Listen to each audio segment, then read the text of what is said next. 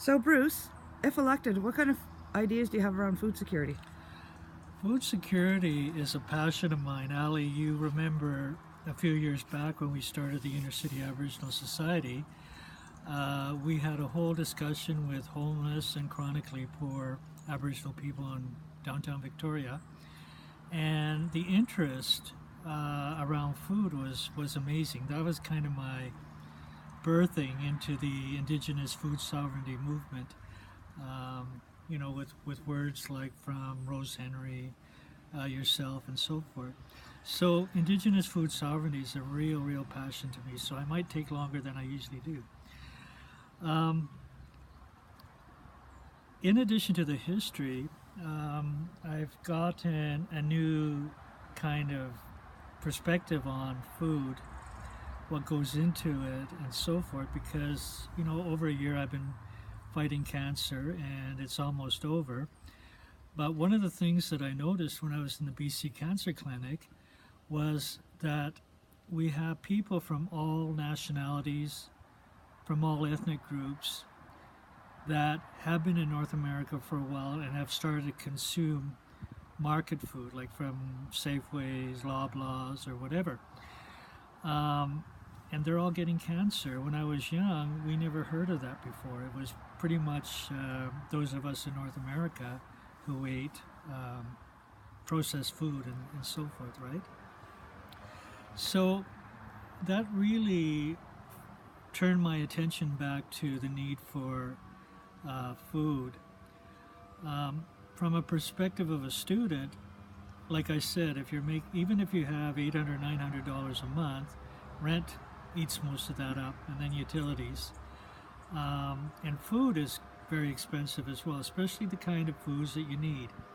The market system makes sure that all the healthy food like quinoa and that kind of stuff is very expensive.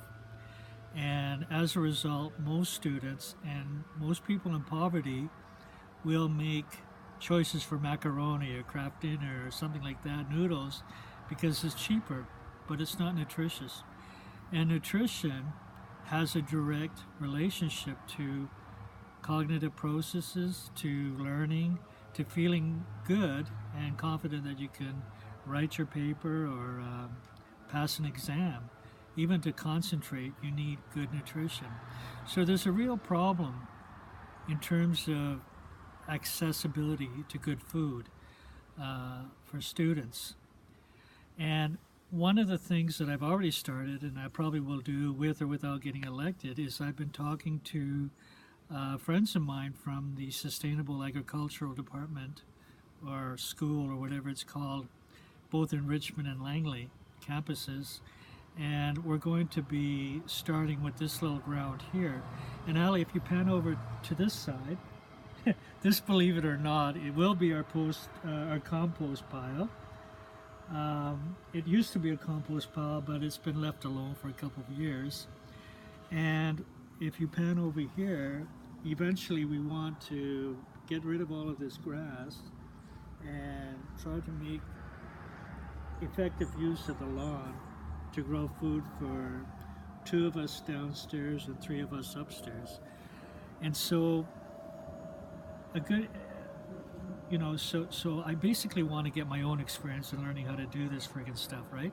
We're looking at mushroom logs and things like that to let mushrooms grow, and looking at preserving and things like that without preservatives, right? And for me personally, as a cancer survivor, I have to make sure my system is pH neutral, which means less sugar. I won't say no sugar, but less sugar, less white stuff, flour, etc. in my diet.